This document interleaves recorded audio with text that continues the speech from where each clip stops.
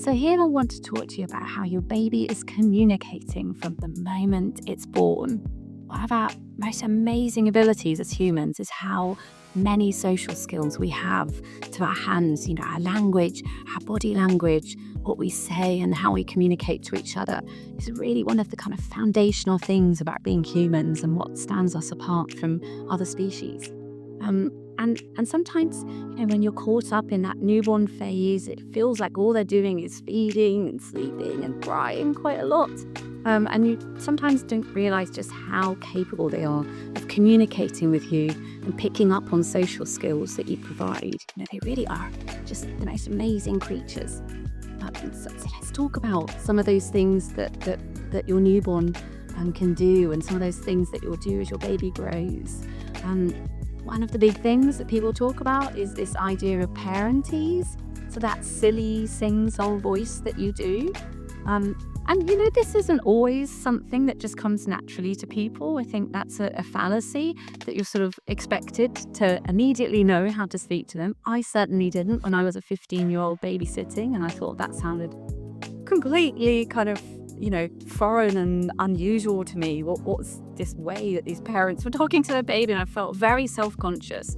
And so I don't think it is something that we just all know how to do. But I was flung into that space of learning how to speak to babies in the science that I do and the work that I did, so that I felt very prepared by the time my babies arrived into how to kind of read their cues and how to talk to them and how to be a bit daft. So I used to read books to them, even when they were very, very little. They might only just be able to kind of hold these books or chew these books, but that kind of way in which you were talking to them, sometimes that can help you do the sing-song voice, like singing can, rather than just feeling that we're talking about a particular baby-friendly topic. Pick a book, sing a song, talk to them about something that you're doing in the house, like the chores. And then when you're doing that, you can start to have a silly voice. So my kids loved this book because it had that rhythm to it, a bit like singing. So you can say, Sean gave a yawn while sitting on his mat. Guess who he gave it to? A scruffy, fluffy cat.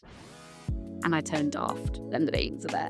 So, these kind of props can really help you communicate with your baby sometimes. It's a really good thing to do. And you can see when they want to do that because they'll have eye contact with you. They'll be cooing. They might talk back. They might smile. You hear these things going on, and they're in the right space to have that moment of kind of sing-song. You get more of a reaction to that voice than you do other voices. Sometimes though, when that's going on, particularly when they're very new, when they're in their first days and months of life, they find that overwhelming sometimes. They might turn away, they might sneeze. They often sneeze when they go from a hot to a cold room, when you go through the door of a building. And that's a very natural cue that you hear from them. So they'll be doing this because something might just be a bit too much, but don't worry. Don't try and sort of move yourself to find the baby. Don't try and move the baby to find you again.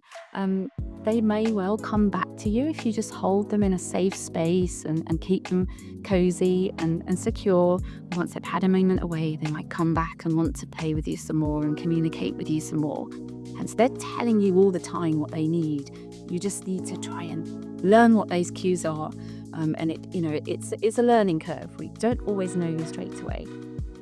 And if we think about those, there are other ways in which that sort of starts to tip into a place that feels a bit more scary. When you first have your newborn at home, they can be a bit overwhelming. You're trying to work out what those cues are that mean that they're unhappy, and how badly they need you versus if they're going to be okay on their own. That's really important too. But it is difficult. So you can imagine a baby sometimes sort of pumps their arms and legs when they're actually really happy about something. And then that could sort of tip into a version where these are starting to flay around and they're actually getting a bit dysregulated and a bit unhappy. And it's hard to learn the difference between these, but watching your baby and sort of listening to a baby, you can start to see which one is tipping towards something where they're starting to be unhappy. And it might be that they change their colour, their skin tone as well. They might be starting to fuss. They might be kind of heading towards a cry. So our automatic response to that is that we want to scoop them up and make them happy and cuddle them and immediately rock them and make them all better.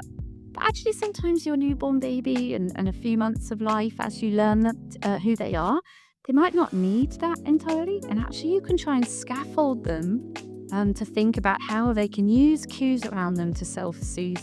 So you might, instead of picking them up straight away, just try and see if they want your voice or your hand on their chest, just to bring comfort to them. Or perhaps they might become a lot more self-regulated if you just brought their arms into their chest and just helped hold them there, a little bit like when they'd have been in your room or during pregnancy with your partner. And actually bringing their arms to their chest sometimes helps with a really important thing, which is to bring their hand to their mouth and to self-soothe. So that might be all they need. You've got to that point and they're able to self-soothe themselves. They calm down and that's all they needed. And you can sort of start to read those cues for them. Sometimes, of course, they'll need more than that and they might want you to pick them up, and they might need even a swaddle to really sort of contain their body when they're very newborn. And that might bring them back to a happy place, whether it's to communicate with you some more or because they needed some sleep. That might help on that journey of understanding. Unfortunately, as babies are, as we know, they don't always make sense every time. So once you think you've got a pattern, they then want something else from you. So, it's a bit trial and error. You're going to kind of think about what they're like over time. So you just sort of get it right sometimes, you get it wrong other time, and that's absolutely fine. Whether you're the parent, the grandparent, the brother and sister trying to work out what your brother or sister needs, it's okay that we don't always get it right and we sort of learn as we go. The most important thing that I'm getting across here, I hope, is that your baby is born ready to communicate with you. They can tell you what they need, they can tell you what they want, they can tell you what they enjoy. You just need to open your heart and your ears and your eyes and sort of look at that baby and work out who they are, what kind of person they are and what they like, how similar they are to you, how different they are to you. And it's a lovely journey. So enjoy.